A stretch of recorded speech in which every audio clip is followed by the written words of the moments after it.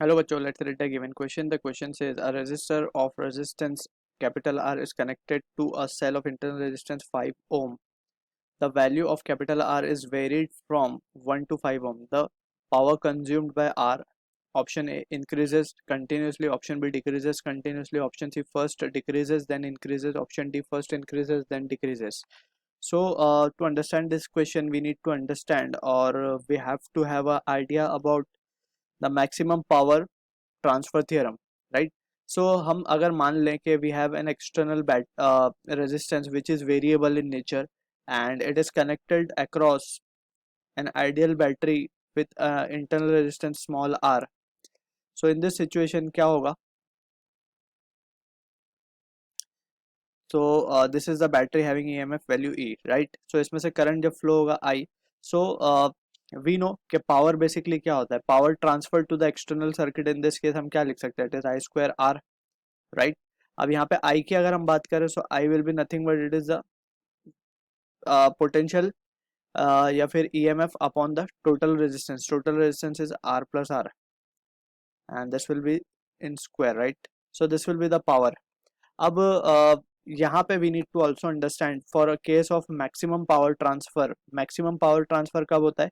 जब internal resistance की value बराबर हो जाए एक्सटर्नल रेजिस्टेंस की value. So in that scenario maximum current flows in the circuit and this is what the maximum power theorem is. Just हम इसी को डिफरेंशिएट करके, that is using the concept of maximum minimum, और उसको equate करके zero से we will be getting this result, that is R equals to small are.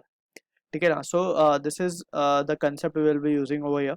अब यहाँ पे हमसे बोला जा रहा है कि the resistor of resistance capital R is connected to a cell of resistance 5 ohm. यानी कि जो 5 ओम का रेजिस्टेंस है, इंटरनल रेजिस्टेंस हमें 5 ओम गिवन है, ठीक. और वैल्यू ऑफ आर, हमने कैपिटल आर को वेरी किया 1 से 5 तक. सो हमें पता है since R is varied from 1 ohm to 5 ohm, right. और यहाँ पे हम देख भी सकते हैं कि जो P है it is in proportionality with R, ठीक.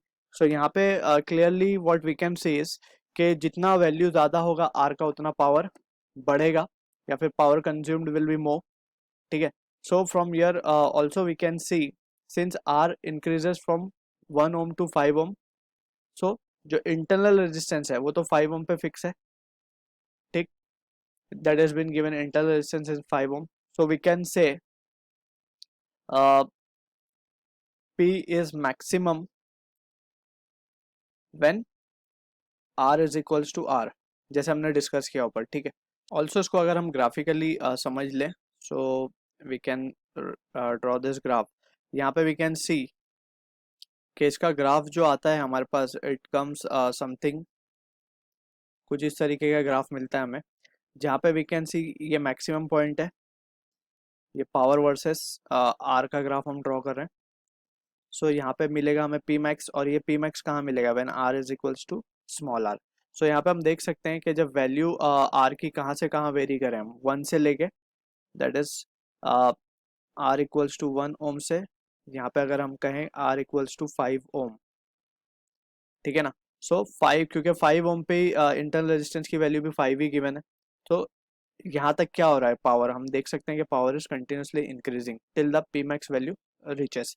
So from this we can say option A is the answer to the given question. I hope you understood the solution. All the best.